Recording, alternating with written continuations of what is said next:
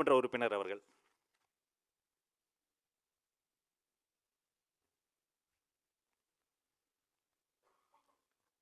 தீர்மானம் எண் 10. தூத்துக்குடி, கன்னியாகுமரி ஆகிய மாவட்டங்களில் கனிம வள கொள்ளையை தடுத்து நிறுத்த வேண்டும்.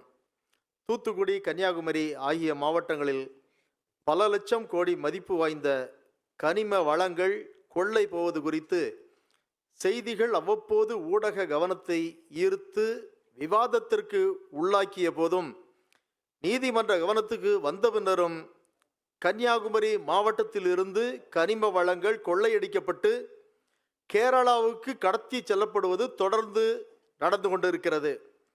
இந்த கனிம வள கொள்ளை பிரச்சனையை கண்டும் காணாமல் மெத்தனமாக செயல்படும் வெற்று விளம்பர மாடல் ஆட்சியாளர்களுக்கு இந்த செயற்குழு